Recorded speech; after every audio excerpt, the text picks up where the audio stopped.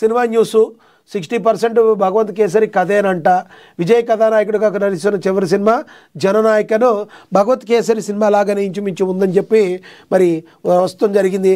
పెళ్లి చేసుకున్న సమంత రాజ్ నెడ్మోర్తో బంధం.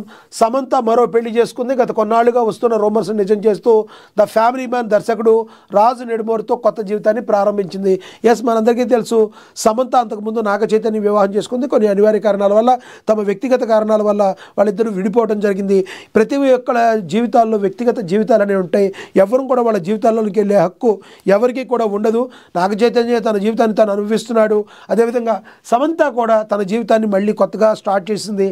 మరి ఆ సమంత కూడా ఎటువంటి పరిస్థితుల్లో తన జీవితంలో సక్సెస్ అవ్వాలని, ఇక్కడి నుంచి వాళ్ళ యొక్క దాంపత్యం ముందుకు వెళ్ళాలని చెప్పి సమంత యొక్క అభిమానులు అయితే కోరుకుంటున్నారు. ఇక విజయ్కు సలహాలు ఇచ్చే స్థాయిలో నేను లేనని చెప్పి మరి మరి the great actor Kamal Haasan కూడా చెప్పడం జరిగింది. ఓవరాల్గా చూసుకుంటే మహా డిజిటల్లో ఈరోజు మనం ఇవి చూసాము.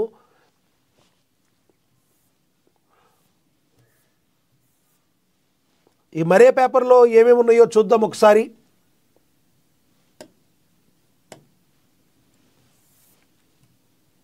ఈనాడు పేపర్ చూద్దాం ఒకసారి.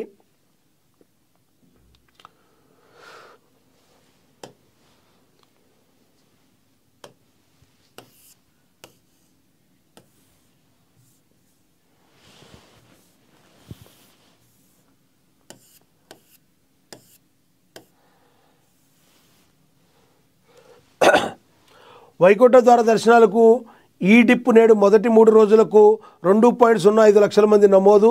ఈ టీటీడీ గురించి దర్శన భాగ్యం కలిగే అవకాశం గురించి కూడా దీనిలో ప్రచురించడం జరిగింది ఈనాడు పేపర్లో.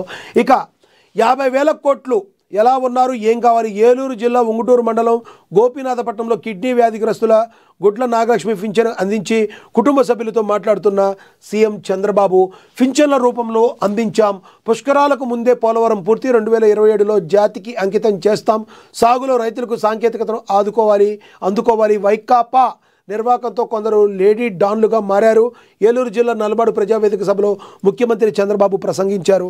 కానీ ఏపీ సర్కారు కూడా ఒక రకంగా చెప్పాలంటే ఈ పెన్షన్లు అనేవి కానీ ఏదంటే ఎవరికైతే ఈ టైం టు టైం 1వ తేదీకి 2వ తేదీకి 1వ తేదీకే పడిపోవటం అనేది ఏపీ సర్కార్ ఇప్పుడు తీసుకున్న అతిపెద్ద సాధించిన సక్సెస్లో మనం ఒకటిగా చెప్పుకోవచ్చు. ఎందుకంటే ఈ రోజులో మధ్యతరగతి, దిగువ మధ్యతరగతి లేని వాళ్ళందరికీ కూడా మరి ఈ పింఛన్ అనేది చాలా చాలా ఇంపార్టెంట్. వాళ్ళ లైఫ్లో 30వ తారీఖు రాగానే వాన కోసం ఎదురు చూసే చేతక పక్షిలాగా నోరు తెరుచుకుని మరి చూడాల్సిన పరిస్థితి ఈ రోజున.